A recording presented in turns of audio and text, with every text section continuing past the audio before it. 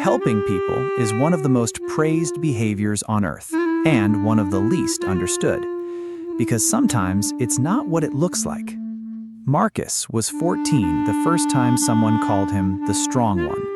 His mom was crying in the kitchen, his little sister was hiding upstairs, and Marcus, 14 years old, walked in, made the tea, said the calm thing, held the room together. Everyone said it like it was a compliment. He's so mature for his age. He just handles things. No one asked who was supposed to hold Marcus. 20 years later, he's still the one people call, still the one who shows up, still the one everyone leans on. Maybe you know someone like Marcus. Maybe you are someone like Marcus. The friend who always answers the phone, the one who shows up with food, with solutions, with calm, right when everyone else is falling apart. People call it kindness, they call it strength, but watch closely enough and you'll notice something strange. This person can save almost anyone, except the version of themselves that needed saving once, a long time ago.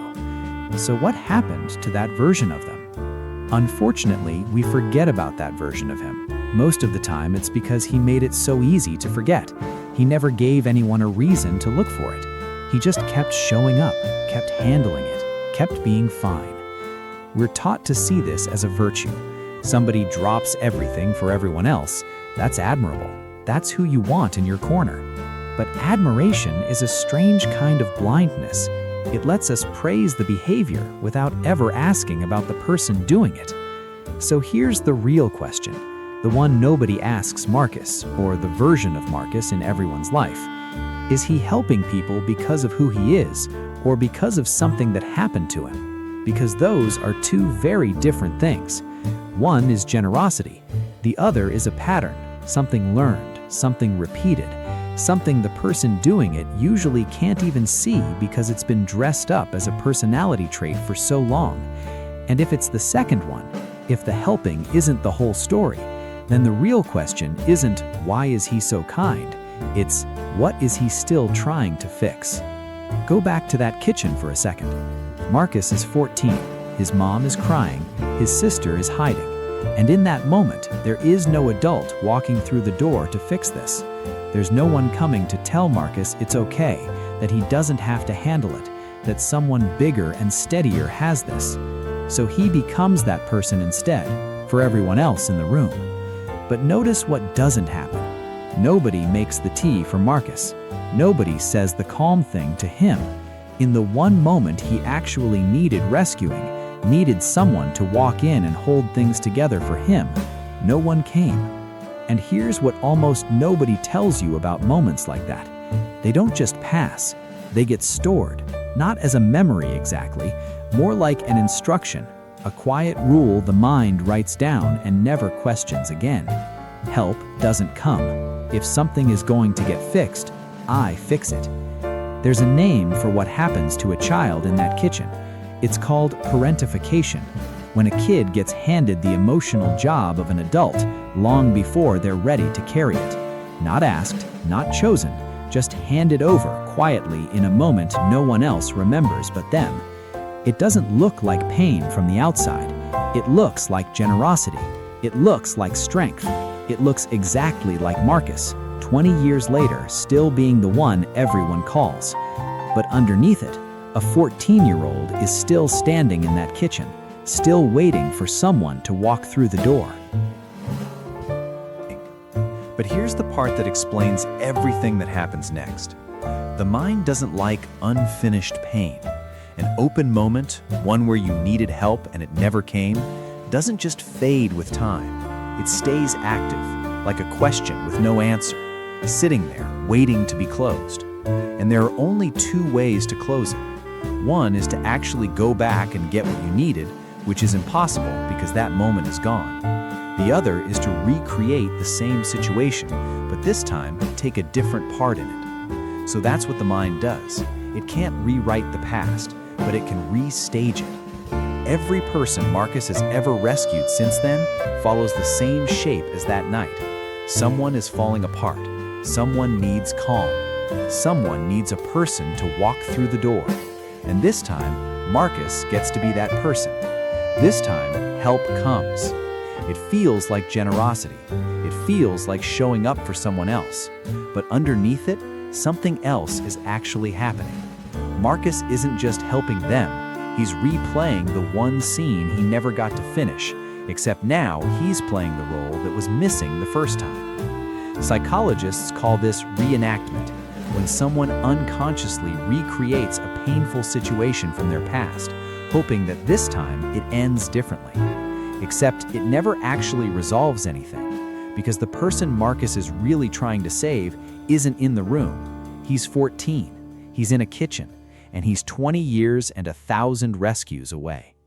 Which means every time Marcus shows up, every crisis he solves, it's not the ending, it's the loop, starting again,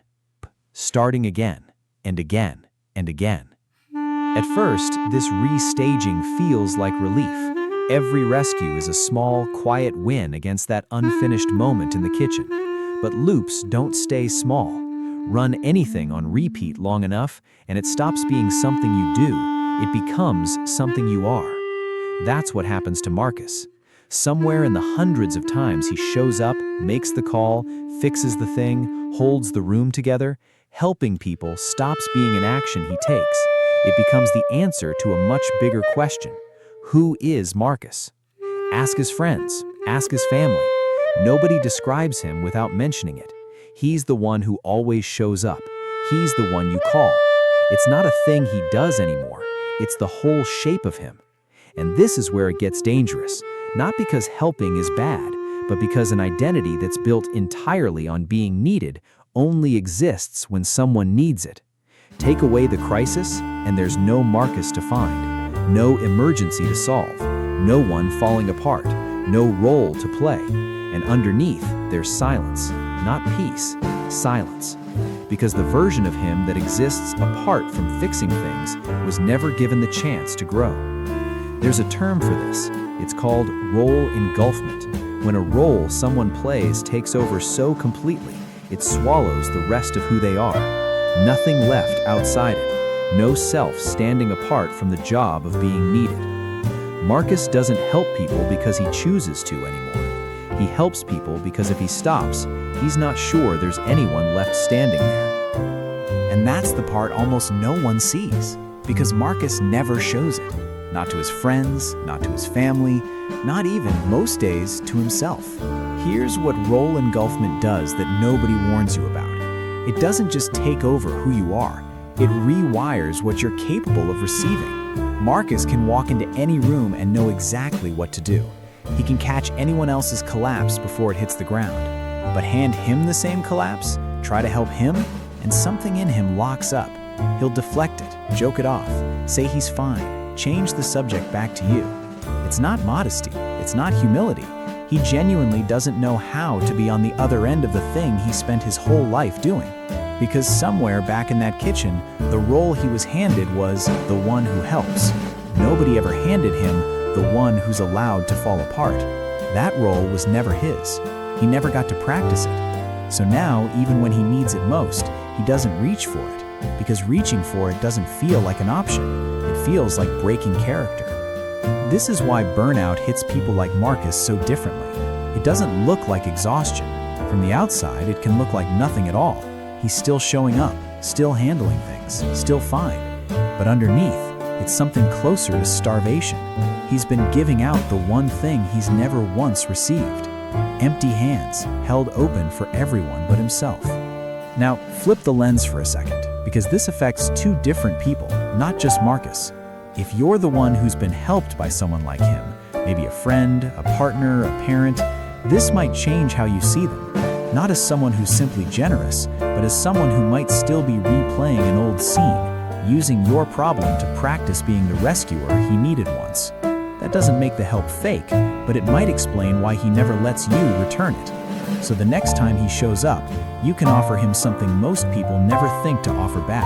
Not another thank you, but the chance to be helped himself. Ask him how he's doing, and actually wait for the answer. And if you're the one who sees yourself in Marcus, this is for you. You don't have to stop helping people. That's not the fix, and it was never the problem. The fix is smaller and harder. letting yourself be helped too. Letting someone make you the tea for once.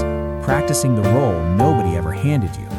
Now, before we go further, this isn't every helper. Some people help because they're simply generous, secure, whole. Their kindness doesn't come from an unfinished moment. It comes from an overflowing one. If that's you, none of this applies. This is only for the ones who help from a kitchen they never fully left. Somewhere, there's still a kitchen, still a 14-year-old standing in it. Maybe this time someone finally walks through the door.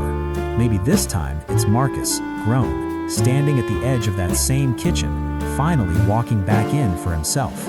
And maybe healing was never going to look like some big dramatic rescue. Maybe it was always going to look smaller than that. A cup of tea, made for him this time. Someone sitting with him in the mess instead of fixing it. No performance, no crisis to manage, just being let in, quietly, the way he let everyone else in for 20 years. That's the part he missed the whole time, chasing every rescue but his own. It was never going to take something big to fix that kitchen. It was always going to take something simple. Enjoy the simple things in life, because it's the simple things that make life amazing. Peace.